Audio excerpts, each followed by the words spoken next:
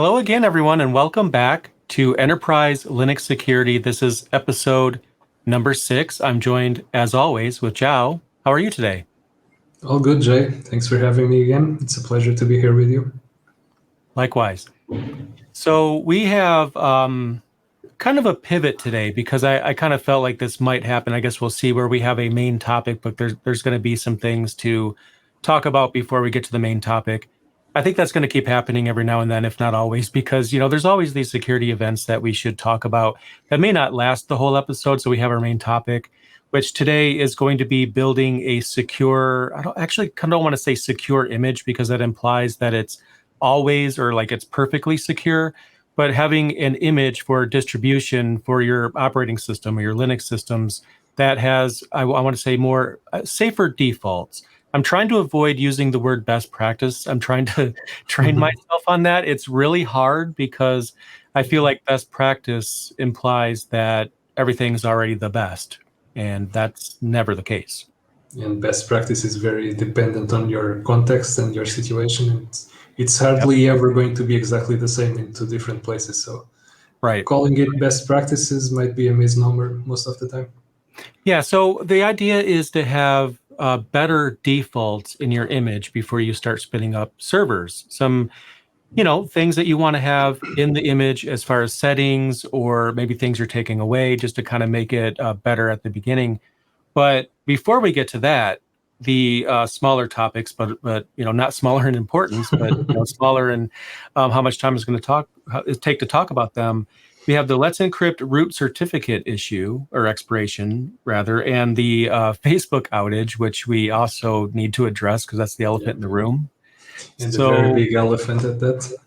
The biggest one, yeah, they're their own registrar. That's how big of an elephant they are. We'll talk about that. So let's talk about Let's Encrypt. So for anyone who doesn't already know, Let's Encrypt is a way, I'm just oversimplifying this, to secure, to secure your servers with a TLS certificate. And it's a bit different than buying a certificate that generally lasts a year. They last 3 months by default. It allows, pretty much every server operator to have a certificate, and the whole goal is to, let's encrypt. Let's everyone encrypt all the things. That's what it's all about. So Let's Encrypt is used in all kinds of things from, servers in the home lab to the enterprise, Internet of Things devices, phones. I mean, it's, I think was it 1 or 2 billion certificates they were saying, I'm trying to remember the numbers, but some crazy number of certificates were created with Let's Encrypt. I don't know the actual numbers, but by issuance, they are by far the largest provider of certificates on the world. So yeah, anything that impacts them is going to have a very, very far-reaching impact. And another thing is the scripts they provide for you to renew your certificates automatically. They are very handy and they're very easy to deploy. So people use it. They're just handy. When you have a certificate that needs to be renewed every 3 months, nobody wants to do that by hand. Yep. So if you have this handy script running that will pull a new certificate, deploy it on Apache or whatever, and reload it, that's great. You don't have to worry about it, and you'll still be protected. So yeah, it's a great way to have certificates. Highly recommend it. Yeah, I highly recommend it too. It's just, nowadays, we really don't have any excuse. I don't think we've had an excuse for a long time not to encrypt, but we really don't have an excuse now because it's never been easier to get. Plain text communication should have been thrown out with the trash a long time ago. Yep. It's so very easy to snoop. So my understanding is that the issue with this Let's Encrypt thing is that the root certificate expired, which if your client has been updated, that's not a problem.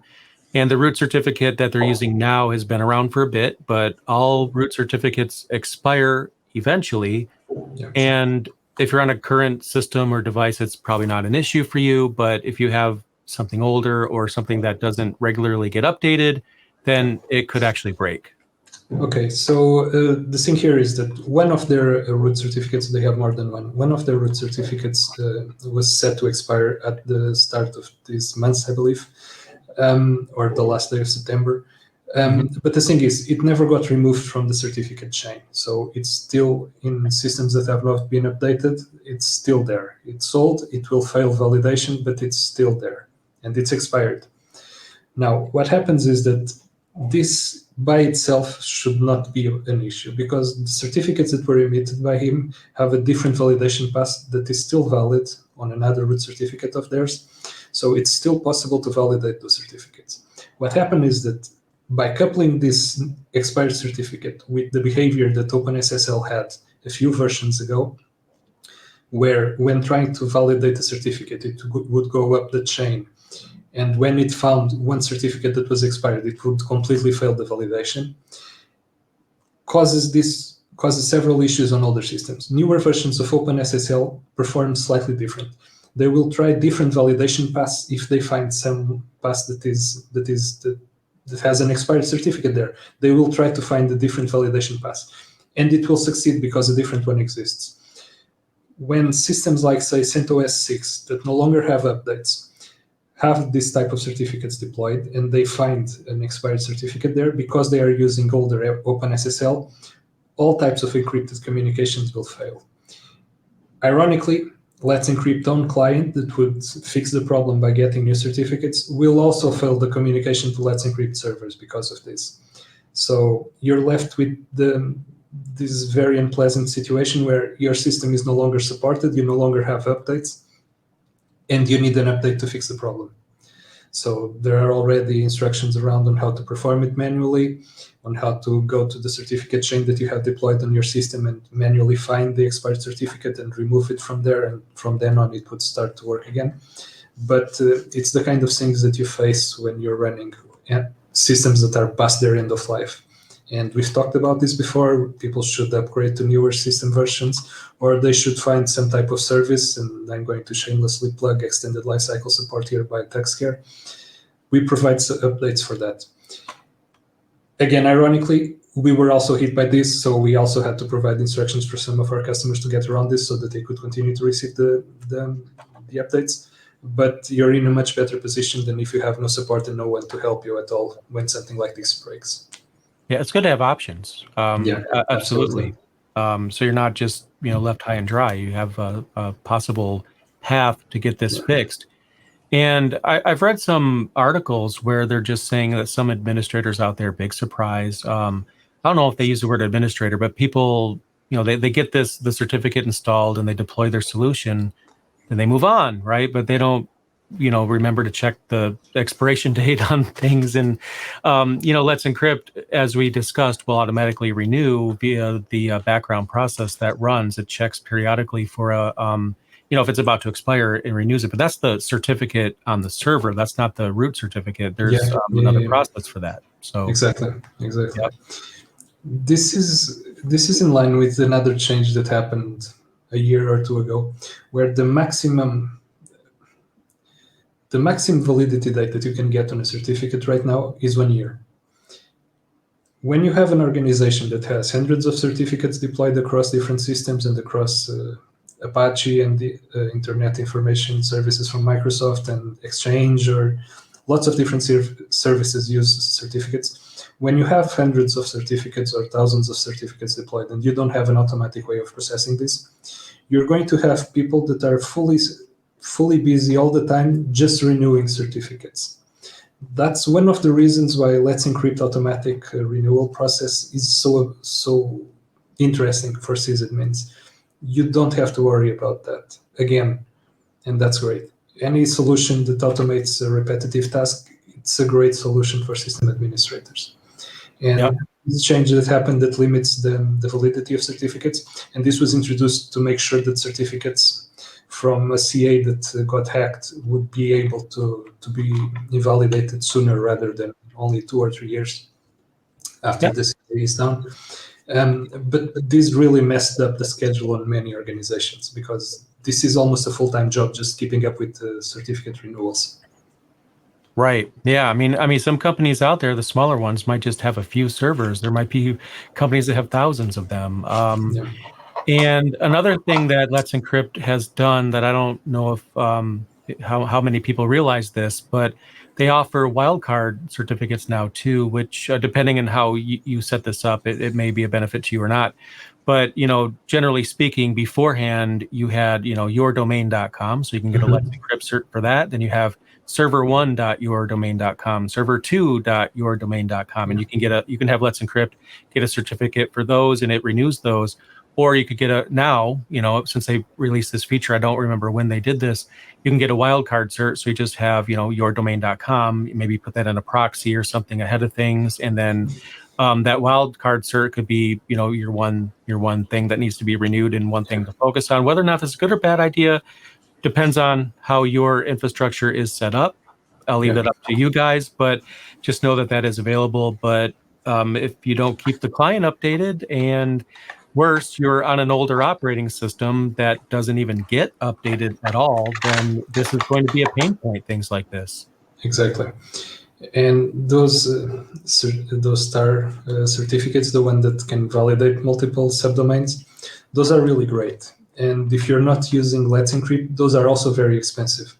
From the CAs that actually provide them to end users, those are probably the most expensive ones they have. Those and the extended validation type ones are probably the most expensive certificates that you can get. And getting basically one of those will invalidate the need for any of the others, because you can use that anywhere. As long as it's a subdomain of the main domain that you have, you can always use that certificate. It will always validate. Yeah, I actually looked into this at one point before they had this feature for Learn Linux TV. I was thinking about getting a wildcard certificate. And then I looked up at, the price, and I'm like, sorry I asked. Yeah. They only had like maybe 3 or 4 subdomains. So it was way cheaper just to buy individual certs for those than to just get the wildcard. Then Let's Encrypt came around, so I don't really care anymore. But I almost wonder if some of these companies that are making money off of certificates are really upset about Let's Encrypt. I'd have to imagine. Yeah, I would imagine so. And that is probably the reason why many organizations still have hundreds of different certificates rather than just the wildcard one. Yep. It's the cost. I think the key takeaway here is use Let's Encrypt and don't use expired operating systems. Yeah. Go a long way with those 2 points of advice there. But it's something that happens, so we're definitely going to talk about it. Now, Facebook being out. Now, this is interesting to me because I think, and we were talking before we hit the record button, that I think this really illustrates that there's no such thing as a perfect admin or a perfect IT team. I don't care how technical your company is. People make mistakes and things happen. Now, Facebook, without getting into too much detail, they have a lot of interesting things in their infrastructure, how they've, they've done some custom things to really make things work for them that are, if you look up articles about Facebook and how they, anytime you can get information about how they do their internal infrastructure, it's pretty interesting.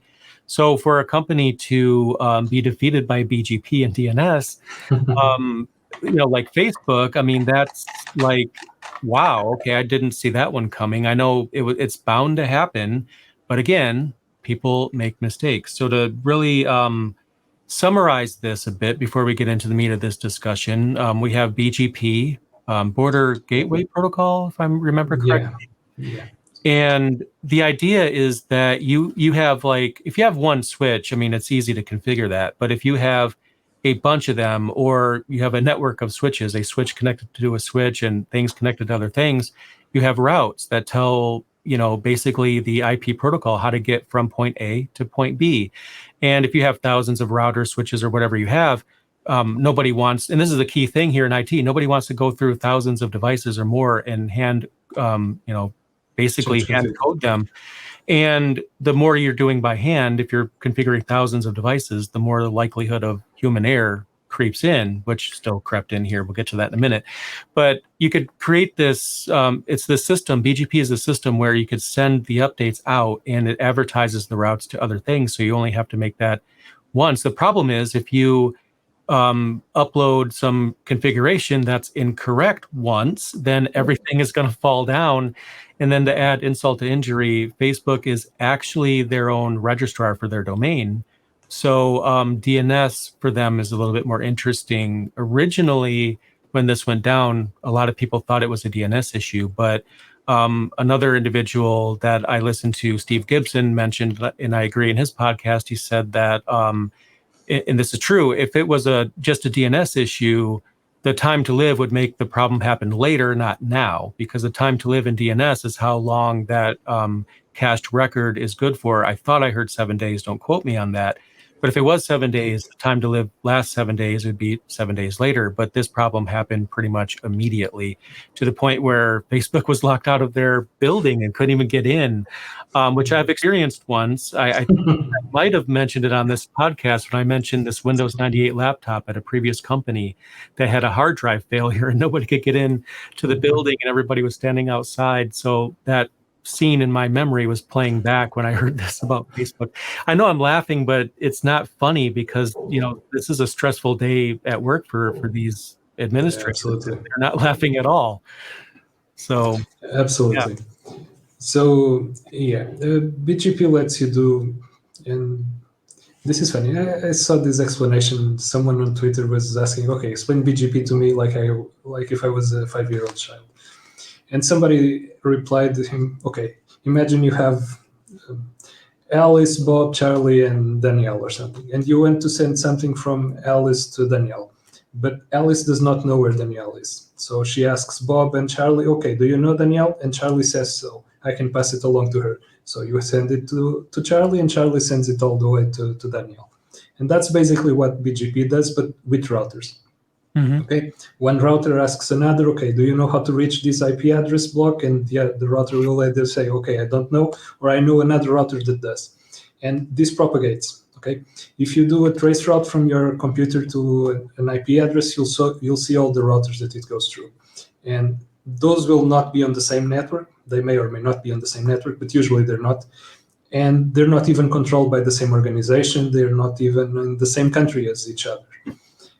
And basically what happened at Facebook, from what people could gather from the outside, was that some configuration, one of their routers started to announce either the wrong routes or stopped announcing their own routes altogether. Mm-hmm. So basically they lost internet connectivity. And when you're Facebook and you have data centers all over the world, that gets nasty really fast.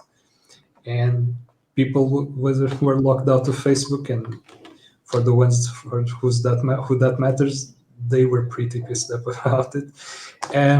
Yeah, it wasn't a very pleasant day for them. No. It kind of challenges the definition of down, because if anybody can't get to a thing, it's down, right? It doesn't matter what's actually happening. I can't reach the site, it's down.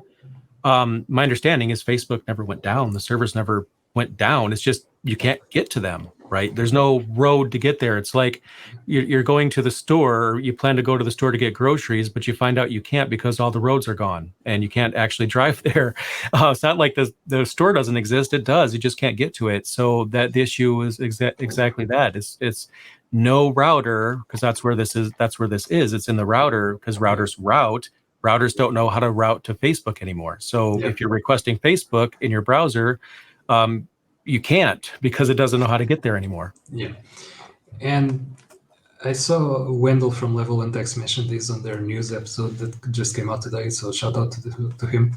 Mm-hmm. There was an interesting thing that happened.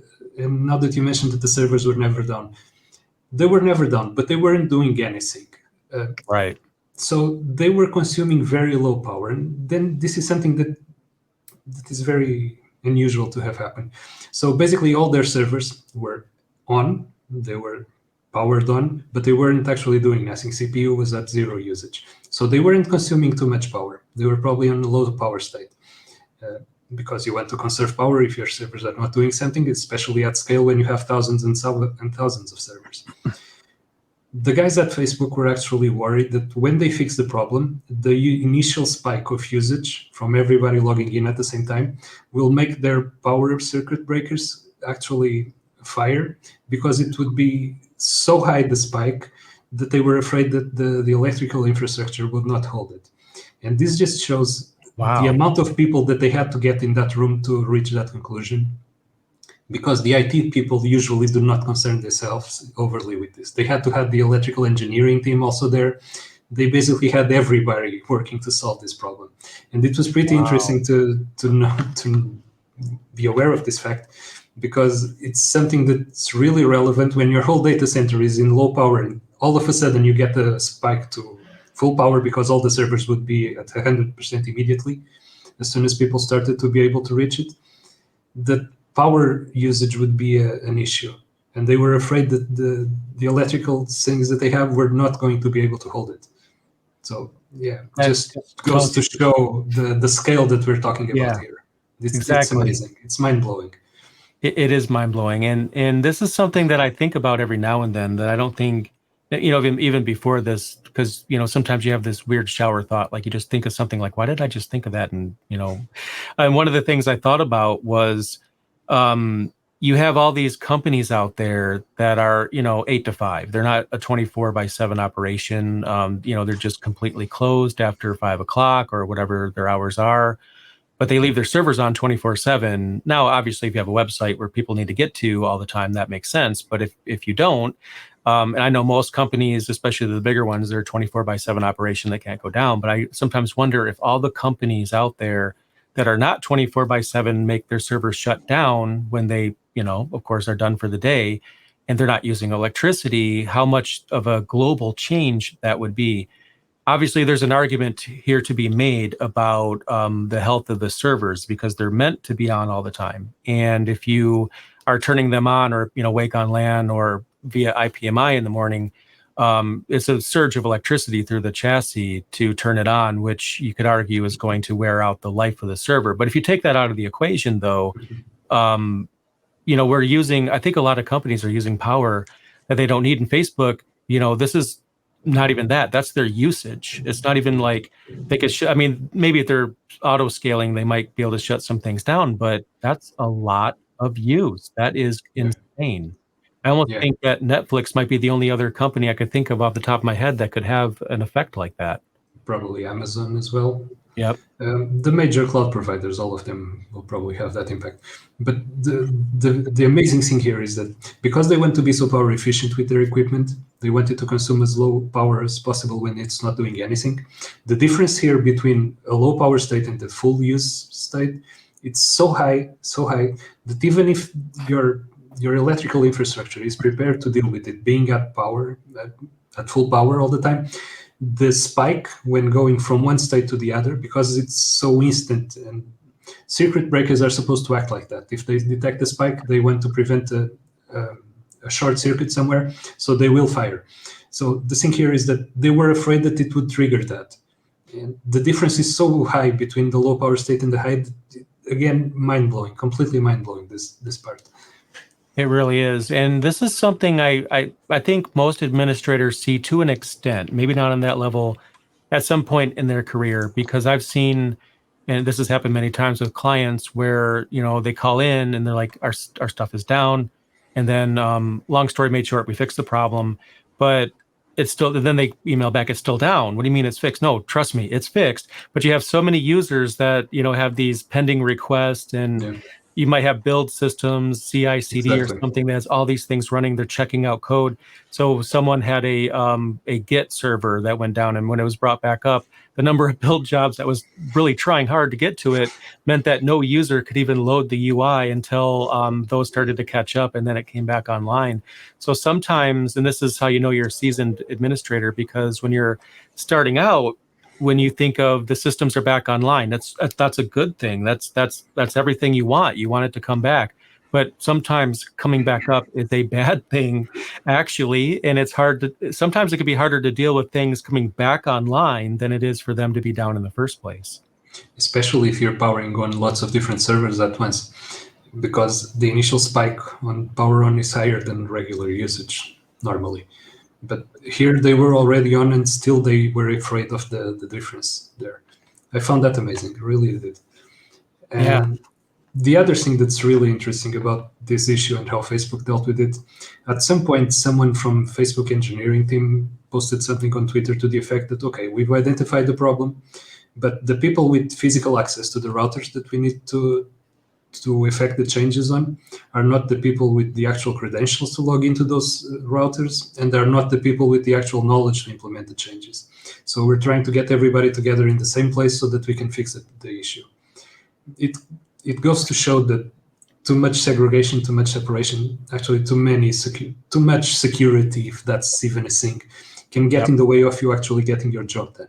And we're always advocating for stricter security measures and all that, but there is this fine line that you need to walk to make sure that you can still operate. You need security, you need security at all levels, but you still need to be able to operate. People still need to be able to do their jobs. And if you're just adding security on top of security on top of security, at some point it's going to be irrelevant whatever security you have there, because people won't be able to do anything at all with the systems. Right. So there is this fine line that you need to walk, this very narrow path that you need to find for your specific use case, where you have enough security to actually protect your assets and enough leeway that it's actually useful to use your systems for whatever they are intended to. I think it'd be interesting if there was a way to have more information about how their internal processes work, because if their network settings were abstracted in some kind of configuration management system or something like that, I mean, I would hope that there's a code review process before something goes to production. That might already be the case, and maybe it just didn't get caught, because just by having code review doesn't mean you can't have a problem. It just means you're a certain percentage less likely to. But that's kind of how it goes with most companies. At least that's how it's supposed to be. The other thing is, having a disaster recovery plan is great, but if you don't test it, I'm not saying they didn't. I don't know. Maybe they tested it and they didn't account for BGP, but this is part of that in my mind, which is easy for me to say from the outside looking in. It's like, okay, you have a disaster recovery plan. Let's practice this, or find a way to make sure that we've thought of these things, because a disaster recovery plan is no good if you can't even get someone in the building or someone connected to the systems to try to restore things. If you can't get the right people with the right access credentials in the right place when you need them, then your disaster recovery plan needs some work. A positive side on this is, I bet you that most companies after this happened are now including BGP issues on their recovery plan. I'm sure they are. But I think especially large companies started to look at this differently after this happened. Oh, yeah, for sure. I think that one issue here is that, while that's true, I think that's right. BGP will be a part of that now, especially now. But it's always the thing that's not in your recovery plan that gets you, because, okay, BGP won't be the problem, but maybe a company doesn't take RAID seriously, or maybe their monitoring system isn't monitoring RAID, so they didn't get any errors, so they assume everything is fine, just to realize that Nagios has been down for 6 months and they weren't getting any alerts when the first disk failed, and then the second one goes, and all these different things. So, I think context is key when it comes to security, and that's where I think a lot of people miss this, because there's this mindset, and we'll kind of get into this because I think it segues into the main topic, where I call it security by numbers, where someone is implementing security in their system just because the article told them to do these things, so they're going to do these things. They may not understand why they're doing these things, but the article said to do it, and they're probably not bad things. Like commonly, like they'll say, have a randomly generated password, don't allow OpenSSH to the public, public key authentication, and many more. Those are good things to do. But when you get down into the weeds, though, and you're just doing everything because a document says to do it, you lack the context. And sometimes a good security practice can work against you. For example, I worked at a company a while back where they had I can't remember what the password policy was, is 30 or 60 days or something. They had to change their password. And everybody was just writing down passwords on Post-it notes, because when I would go around to fix computers, I would see the Post-it note had a password, and of course there'd be a number at the end, and they're just going to increment the number. So having this password change policy, which they think makes security better, is actually working against them, because it's just making password hygiene lower. So people, I think the takeaway is to think about both, as many avenues here as you possibly can. Doesn't mean you're going to be perfect, but just because the document says this is going to help you, will it? Maybe. It might help you, but it might work against you too. So it's important to understand why you're doing the thing so you can understand if it really helps you or hurts you in the long run. Yeah. At the very least, look for more than one source. Don't just trust to, I don't know, some randos on YouTube telling you to do things this way or that. Actually find the documentation behind it. There are reasons to do things one way or not another.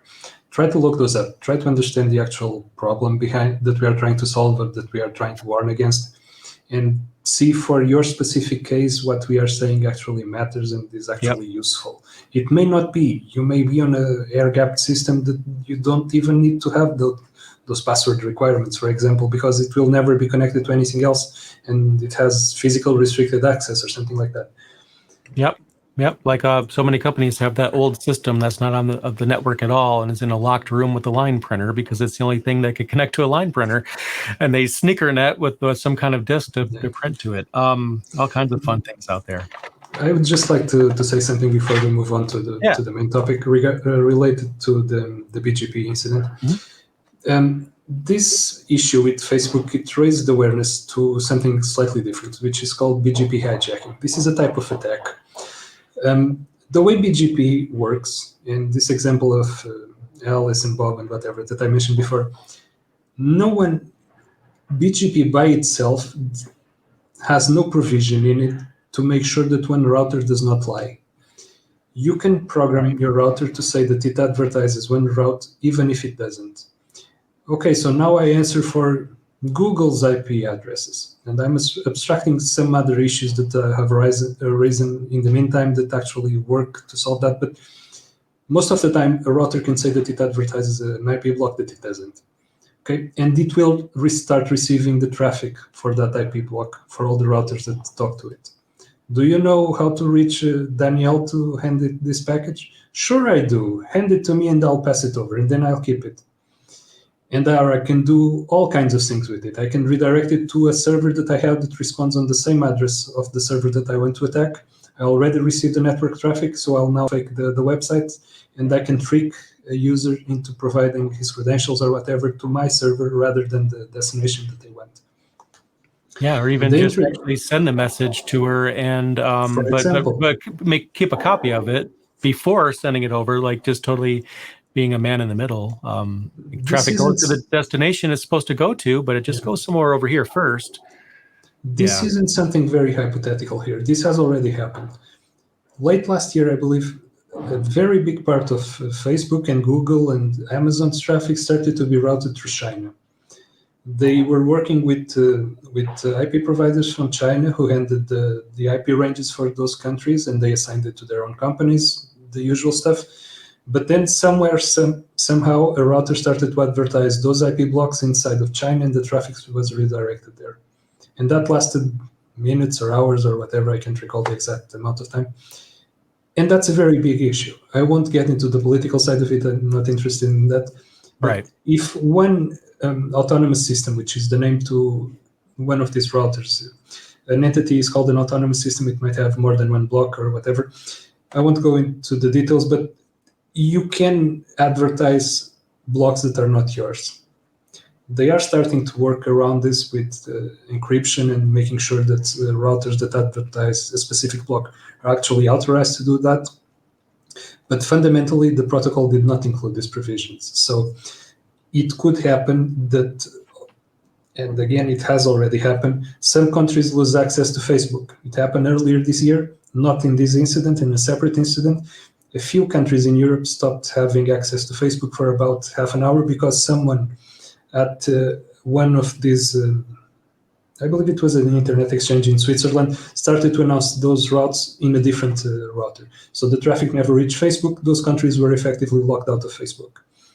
And this is a very tricky problem because the protocol itself does not have the provisions to prevent this. Everything that we are doing to fix this at the protocol level involves bolting on security to something that already exists.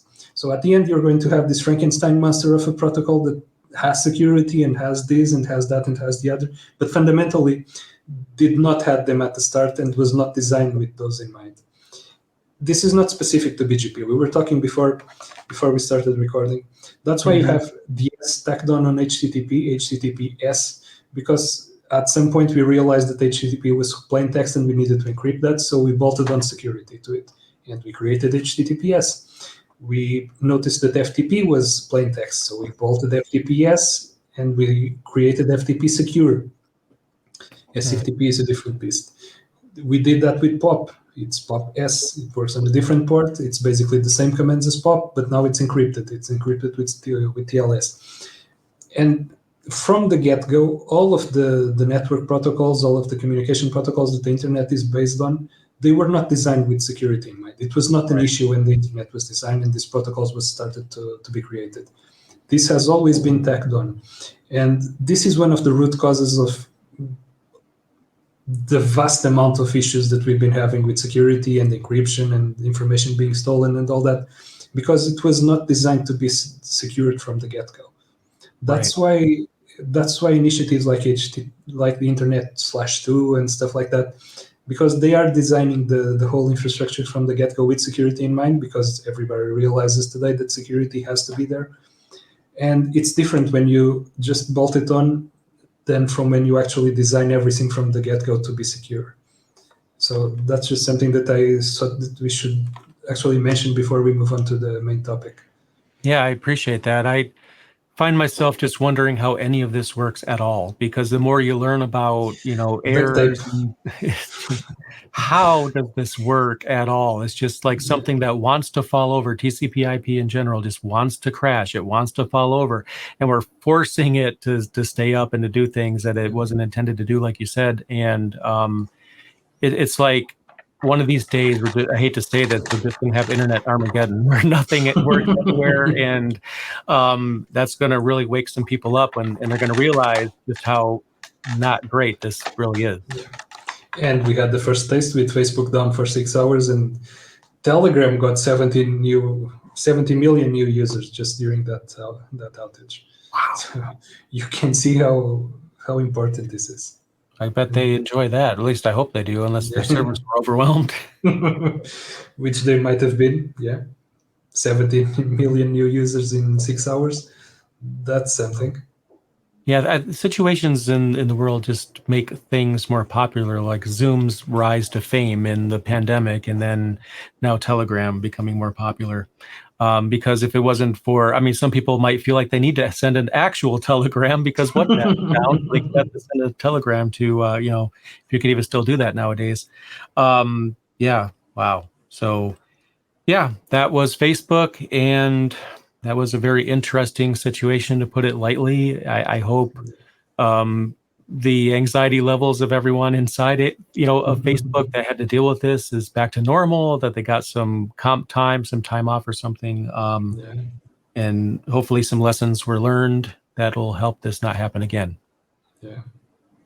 So the topic for today's episode is secure images, but this is kind of a thing that depending on context, it might not be an image. These might just be better defaults for enhancing security from the onset, and could also be used for containers as well, virtual machines. So the context can change a little bit here. But the idea is that, you're going to have some things that, minimum security. So I don't want to say best practice. I'll say minimum practice. Maybe that's a better way to put it. The absolute minimum that you should be doing. And having that be built into your deployment or provisioning system. I'm going to use images as an example, but again, you probably have some servers that are already running that you might want to go back and maybe execute some of these on. If a image has these minimum defaults in it, and then you use that image to, spin up servers, then those servers are starting off more secure than they would normally from the vendor's distribution, because distributions, they don't know what your context and use case is. They give you, the distribution. It's not going to be perfect in any single way, because Linux is what Linux is. You customize it to make it what you want it to be to fit your use case. And sometimes a use case in a distribution, for example, a package being installed that you have no use for, while it's probably a good thing to have installed for many people, it might not be a good thing for you because you're not using it. So a lot of these distributions, most in fact, are generalized for multiple different purposes. You have enterprise distributions that also work well on laptops, for example. They can work on anything. So when it comes to images, you could use the word template if it's a virtual machine or a container. It means pretty much the same thing. You could be old school. You could have a image server like a Clonezilla server, for example, that has an image on there and things boot off Pixie boot, pull the image down when you want to set up a machine. So what should you do with that image for minimum default security? And I've come up with a few things, but I don't want to imply that this is an exhaustive list. And I don't want anyone to look at this list and say, well, that's all I need to do. No. I'm going to use the word minimum over and over again because this is absolutely minimum. You should absolutely read and do more and research yourself. And also, feel free to disagree with me because, that's what security is. It's a conversation, not a rule. Yeah. So the first thing I'm going to mention, which this is actually not specific to an image, but it's just a best practice. I might have mentioned this before, but my mindset is that nothing is publicly accessible. Nothing is in production until it's been vetted as much as possible from a security standpoint. Now, with an imaging system, you could have a VLAN that is dedicated for that purpose. So if you spin up a machine and it's connected to that VLAN, that specific subnet, and perhaps that subnet doesn't have a route to the internet, it's just a self-contained thing. So you can go in there, you can adjust the settings, do whatever you need to do. And then when, depending on your approval process, then it can graduate to production once, you vetted it.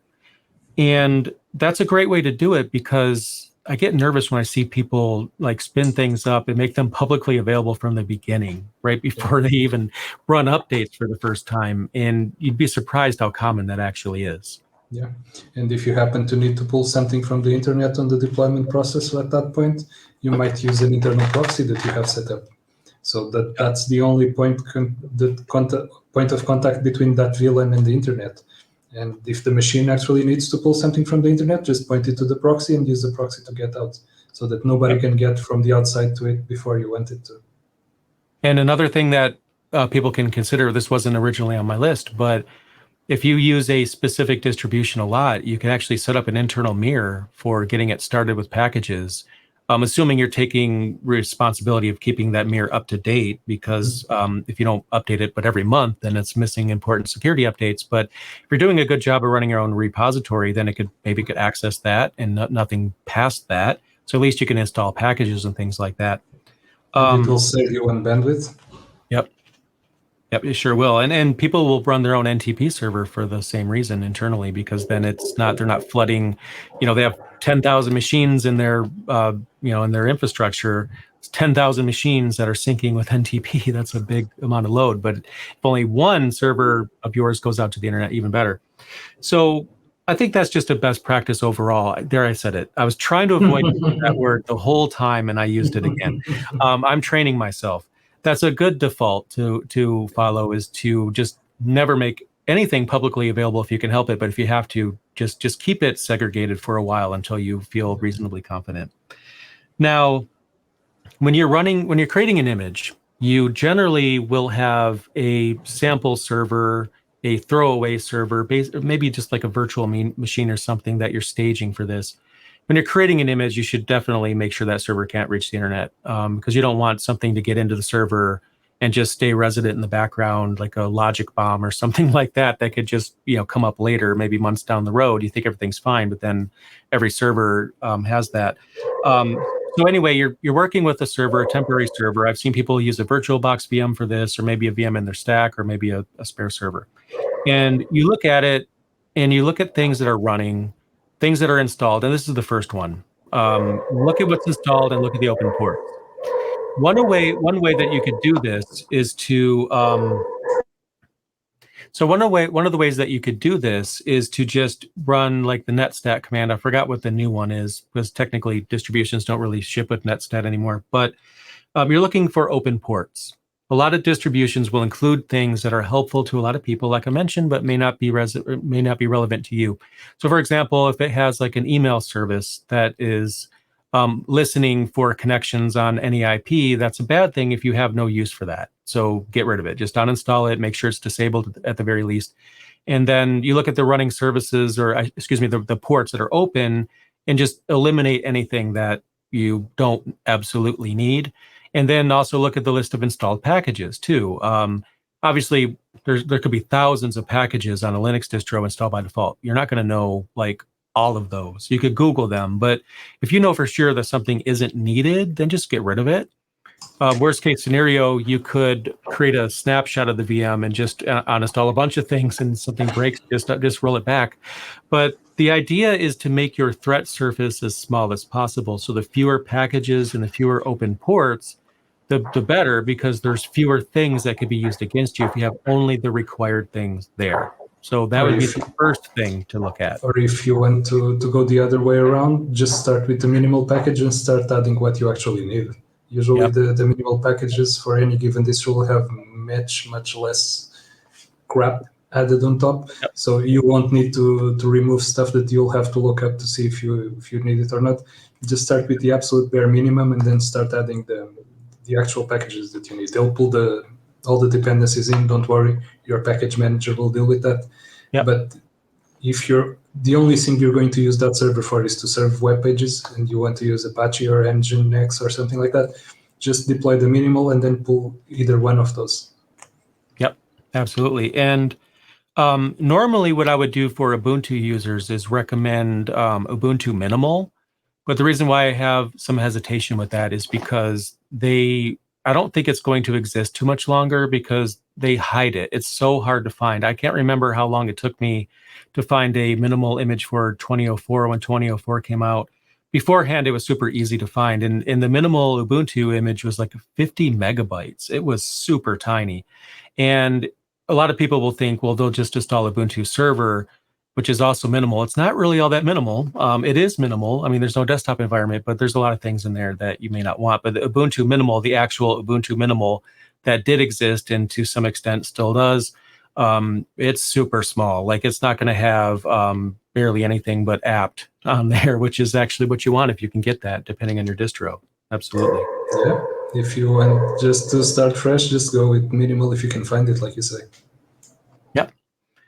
So another thing that I'm going to bring up is, and this is very specific to Debian and Ubuntu, though, so this isn't going to be for everyone. And this isn't really a security thing. It kind of is, but it's more or less not. It's the machine ID, which is really interesting, because the symptom of this is that you have, let's just say you create a virtual machine image or template and you create 10 VMs from it.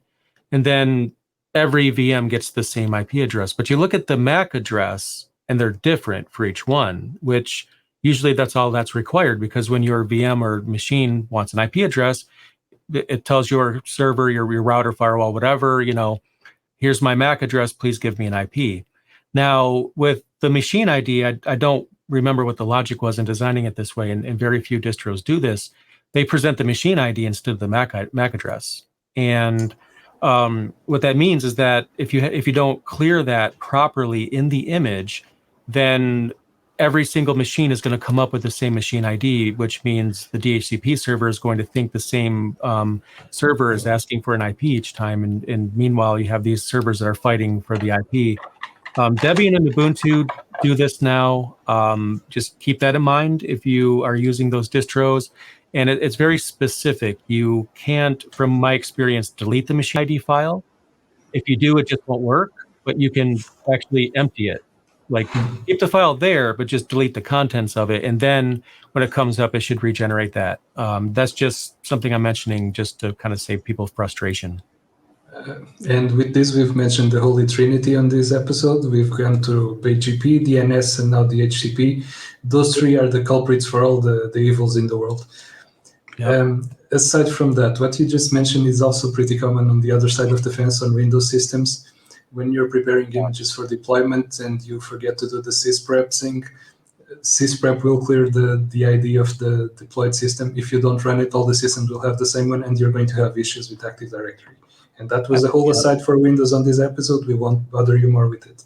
Yeah, I can confirm that too. I've been down that road. I learned that the hard way. I think that's something that most administrators learn the hard way, unfortunately, but growing pains. The next thing is almost like a topic in and of itself, so I'm going to try to keep it short. I have videos on this subject, which is OpenSSH. Now, there's some best. Okay, I almost said it. I stopped myself. Okay, there's some minimal default practices with OpenSSH you should absolutely always do. One of which is to disable password authentication and use only public key authentication. Also disable root access. You could change the port for SSH, but it doesn't really add much to security. It's actually probably 1% or less than 1% value, but it's so easy to do because it's just one line of config and everybody's expecting SSH to be on port 22. But then again, I don't want to exaggerate the value of this. It's very minimal because anyone who wants to know what port SSH is running on, if it's targeted, they'll find it in less than a minute, no matter what you do. But it's just easy to do. It's actually something that I always do myself. Obfuscation is not security. You just changing the service port slightly. It will be found if someone actually tries to look at it. The thing is that it will avoid all the random noise from the internet. The scans that are always running, they will be targeted at port, at the SSH port, the regular one. So if you move it out of the way, you will at least avoid most of those scans. Targeted attacks are something different, but at least you'll avoid some of the noise that you'll eventually have if you leave it on default port. That's a good point too, because one of the biggest values there is that your log files will be shorter, because there's bots and all kinds of scanners and things going out looking for port 22. And if they don't find it, then the automated processes will just move on to another server. So you'll probably still see things try to get into your server, and you'll see port scans or whatnot, but you just won't see as many, like you said, the noise. That's what you're avoiding. Absolutely. Part of this, and this isn't, well, it is security. Again, it is, but it's not. I'm going to have to say this is because SSH host keys are key to the security of how it works. But if you don't handle that properly, then every server will have the same SSH host key. So every server you log into will say, I forgot what the verbiage is, but something like there's a problem with this host key, can't be trusted, and you'll get this big nag screen up there. And the reason why that happens a lot is because a lot of people, especially when they're starting out, they don't know that the host keys on the server is what causes that. And if you don't clear those in the image, then every server has the same. But the problem is, you can't just delete the host keys and then take an image, because then SSH won't start as soon as you restore the image, which is a problem. There's different ways of dealing with this. You could create a systemd unit that will, you enable it, it disables itself, but it runs the commands to reset the host keys. You could use Cloud Init, which does the same thing. There's other ways of doing it too. I'm probably going to have a video dedicated about it at some point. But essentially, you just have to make sure that the host keys regenerate when the image is when a server is created from the image. And it's kind of confusing for someone starting out, but I think there's some good documentation out there for how to do it. And I have videos on my channel that'll cover it plus more. So I'm not going to spend too much time on that, but it's definitely something that you need to take into consideration. Yeah, and if you're preparing books for Ansible or something like that, there are ways to automate that through the automation tools. Almost all of them have ways to deal with those type of issues. Yep, absolutely. Now, another thing is the concept of updates, which I don't want to put too much confidence in. Is again, minimum. You should always have your patches installed. Doesn't 100% protect you, but it's a good starting point. And there's automatic updates, I think, that should be the case. And I think every distro that I'm aware of has a way to do this. Like Ubuntu has unattended upgrades, for example. You can configure this and tell it how often to check for updates, automatically install updates, from which repositories will install those updates. What I like to do is to make sure that when an image or a server is created from an image, that part of its provisioning is to update when it first comes online, because obviously you want to have all the updates in your base image from the get-go.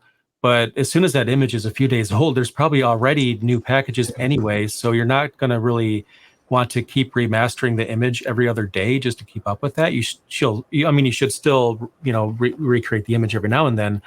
But, Ansible and other tools like that, provision scripts, unattended upgrades exist. You can set that up. But setting up unattended upgrades in the image will ensure that it's, after it's, spun up, it'll always download the updates automatically, which is a minimum thing you want.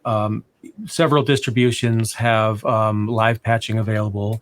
And there's other services, shameless plug aside, that offer that kind of thing, but it's relevant to this. Look into that. That's definitely something that's recommended. But at the very least, if you install the unattended upgrades package in Ubuntu and Debian, I can't remember. Do you remember what CentOS calls theirs? I thought they had one too, and RHEL in addition. They have. I can't recall the name from the top of my head. They have something. Yeah, they do. Yeah. They have something around the M and DNF. I can't. I really cannot recall the name from the top of my head. Right. That's a good point. Now, sometimes including the live patching services into your image can be a little difficult because you're dealing with license keys at this point, and that's beyond the scope of our discussion today to talk about. There's configuration management and things that you can use to better deal with those types of things, but at least have the update thing figured out. And if nothing else, unattended upgrades or whatever your distro calls it, plus when it comes up, have a task that starts at boot that's going to, in some form or fashion, is going to just make sure it has the most current updates from the get-go. Yeah, and regarding the live patching, if you're deploying your systems, say with Ansible or something like that, we have information on how to integrate Xcare's live patch kernel care into that, and it's completely automated from the get-go as well. It's probably a similar method, if I had to guess, how I do other things that have a license key where I have a variable. And in configuration management, that's the only thing that's there is this placeholder. And then depending on the server, that variable gets made into its actual license key. So it's able to be automated. And that seems to be a common way to do it. Yeah. It's definitely a great thing to do. Yeah, absolutely. So now, one thing that I wanted to talk about a little bit, and this is kind of a gray area, but having I'll call it like a Bootstrap user, a provision user, basically a user that's only there long enough to, just get the initial configuration management going. Root can be used for this because you could have an automated process that root kicks off that pulls down things, or you could have a user that's created. In some distros, that's why this is hard for me to give a general rule. They automatically create a user with a UID of 1000. Generally speaking, a UID of under 1000 is a system user, and then 1000 and higher is a standard user, which is why when you create a Linux installation, you'll see like 20, 30 accounts in Etsy password. We were just talking about this before we hit the record button, but you only see your user account. If you have a graphical login manager, you only see your user account. And the reason for that is because login managers only generally look at UIDs 1000 and above. Now, Ubuntu, for example, they, by default, with their cloud images, will give you a user called Ubuntu with a UID of 1000.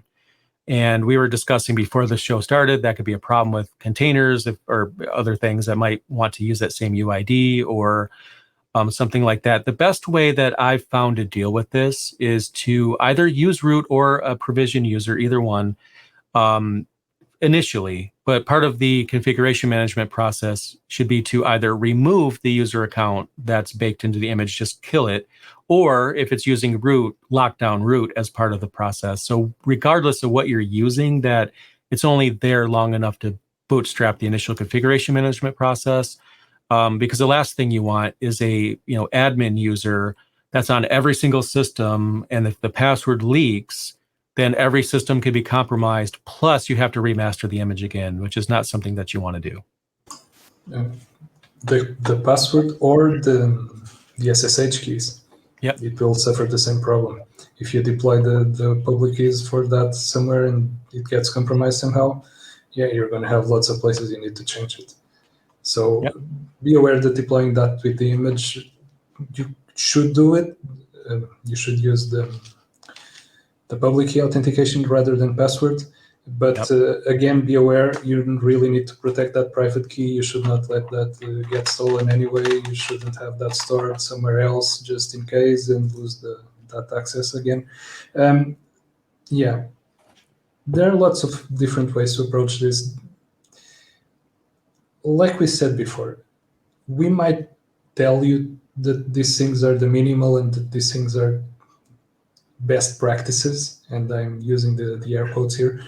But again, for every specific situation, for every specific environment, for your own infrastructure, you should make sure that it actually meets your needs, not just because we say so, but because you're actually going to get value from using it this way. It's actually going to be more secure. If you don't have a way to protect the private key that's actually secured, then and you let it leak, well, you might as well have a used password. It's just a secured then. That's so true. That's such a great point too. I think what I notice, it's almost like when you have an IT shop, if they're new, like they just, like an entrepreneur just starting out, there's certain practices that they fall into. They learn as they go and they do it differently. One growing pain is that I've seen a lot of companies will they'll build in all the user accounts for their IT team into the image, which is great from the standpoint that every admin can log in to the image immediately, but they realize how not great that is when one of their team members maybe moves on to a different position in the company, or maybe they resign altogether. And now, their image has a user account that's for a individual that no longer works for the company. So they have to go in and now remove that user account. And if any one of their SSH keys, just like what you were saying to your point, if any one of those keys, if you're building those in, and I've seen many people do this, gets compromised, then you have to remaster the image to get that key out of there, on top of doing something in automation to purge that key from every single server that might have it. So my mindset became, as I learned early on, and I think other people come to the same conclusion, that you handle the user accounts, you could handle it in LDAP, for example, or centralized, or if you have like configuration management, you could have that create the user accounts. Just don't put them in the image, because I think you'll find that you're creating more work for yourself and it's actually less secure that way. So you want the user accounts to come to the server, so that way you don't have to go back and remaster the image. You still will have to remaster the image every now and then. Every few months or so, it makes sense to build in more updates or whatever you want to do. But this is just housekeeping that I just think is a waste of time, in my opinion. Yeah, rather than including those in the image, just let the image be configured to join the domain as soon as it's spun up, or connect to the identity provider of choice that you have. And this way you won't have to configure accounts on each individual system, and you have a way to delete accounts if that's the case that you mentioned before. Somebody leaving the company, just turn it off or disable it or delete the account from the centralized system, and it will immediately affect all the systems that pull from it. Yep. In the enterprise, this is the best approach, again, best practice. But this is the best way to deal with user accounts. You don't have local accounts on each system. That's a nightmare to maintain. You have a centralized identity management system, and that's where you do all of these things. Yep. Another thing that I'm going to recommend is learning Cloud Init. Now, I'm not saying you have to be an expert in it, but the reason why I bring up Cloud Init is because many of the things that I mentioned can actually be automated in a Cloud Init config file. And Cloud Init was created for cloud providers generally to be able to do things like, reset the SSH host keys and create a default user and maybe run some scripts, have some packages installed by default. There's all kinds of things that Cloud Init can do. But what I think a lot of people don't realize is that there's value with Cloud Init outside of cloud too. You can use it on a physical server, a virtual machine, doesn't matter. And inside the Cloud Init config file, you could tell it to reset the host keys immediately when it comes up. So that way you don't have to worry about that. I'm pretty sure there's a way to reset the machine ID in there too, but I don't remember off the top of my head. You could also tell it to not create the default user account. So if you're running Ubuntu, for example, it's creating an Ubuntu user, you could just tell it not to do that. You could literally just remove the setting that tells it to create a default user, and inside the Cloud Init config, you could have it run the Bootstrap command for your automation system right inside of it. So that way, immediately when it comes up, you could tell it, and also in Cloud Init, to install all the updates. So it's going to install all the updates. It's going to run the first provision from your configuration management solution, make sure that that default user account is killed out of it. So a lot of the things that I mentioned, most if not all of it, you can actually do in Cloud Init. And Cloud Init, I find, especially when I did the video on it, the documentation was hard to find. I mean, there is documentation, don't get me wrong, and they have some good documentation there, but I found there's a lot of missing pieces with how to use it outside of cloud environments. For example, how it gets the parameters for the user account via a web console, which confuses a lot of people at first. But if you stick to it, I feel like people will find that Cloud Init has some amazing value for making some of these minimum practices the case. Yeah, and there are other tools as well. If you don't want to go with Cloud Init, there are multiple tools out there. Terraform, for example, Yep. we've already mentioned Ansible, Chef, Puppet, all of these automation tools, they can deploy a system for you quickly following a strict set of instructions. And you can include basically any command that you want to run, as long as it's able to be written in Bash or something like that. You can just add it there as a script that you want to run after deployment, and it will run it. So there are multiple ways to get to these goals that we are describing here. We're not just pointing out one way and this is the way that you need to do it. No, there are multiple ways. That's a very key takeaway here. There are multiple ways. This isn't the Mandalorian. This is not the way. Yeah, I think the best way to describe what we're doing in this episode is getting the conversation started that you should have with your IT team and have a discussion about this. And obviously, feel free to disagree with us too. That's part of the fun of this. But have that conversation. We should have a default image, and these are the things that are important to our company security. We need to take that into consideration. Absolutely. So when it comes to Cloud Init, right, that's not the only solution, but it is one, and definitely something to consider. There's all kinds of tools out there, and it's impossible to mention everything in one podcast that you might be able to do. I feel like it's also a mix of trying to make it a bit, add some convenience, but also you're adding some default security as well. And as you learn, you're going to find yourself like remastering the image because you're like, I didn't think of this. Oh gosh, I'm going to just go and put that in the image because that's a brilliant idea. That's going to definitely help us. And one thing to mention too, because you mentioned Terraform and such, I think there's another tool that it doesn't seem to get as much love, in my opinion, and that's Packer. I love Packer. If I remember correctly, it's made by the same company that made it was made by HashiCorp, if I remember correctly. So anyway, what Packer can do is it can hook into the cloud providers and also non-cloud providers, and you could actually automate the creation of your image with it. And the beauty of this is that it fits together with the other automation tools, because if you're using Terraform to spin up infrastructure, then Terraform can deploy an image that you created with Packer. So at this point, we're getting into full infrastructure as code mode. You could automate the image that you're creating with the default security and also automate that image becoming a server. And then the configuration management solution takes that server that Terraform created from the image that Packer created and keeps it up to date with all the things that it needs. And then ultimately, you could kind of see the beauty of DevOps and how these things, how they fit together. And I guess we have the topic for the next podcast. I think we have, how many topics now for the podcast? I could probably guess about 3 off of this. There's definitely a lot of things that we could dive into here for sure. Yeah. Regarding infrastructure, like looking at infrastructure like this, it's just a matter of text files specifying what you actually want, and then just pointing it, okay, here are the servers, now do what I want, and letting it perform all those instructions that you told him to. It's almost like magic. If you look back at how things were done 15 years ago, 20 years ago, where you had to go by hand deploying the ISO file to each of the servers and going through the installation, and everything was by hand, you had to make all the selections, and the installers were much more complex because you had to define drivers and you had to define the actual disk layouts and create your LVMs by hand and all that. now everything gets abstracted away. It's another layer that hides these things away, and you just need to work with text file configurations. Okay, I need the machine that has this and this installed. Now these are the servers. Deploy there, install that, and let me know when you're done.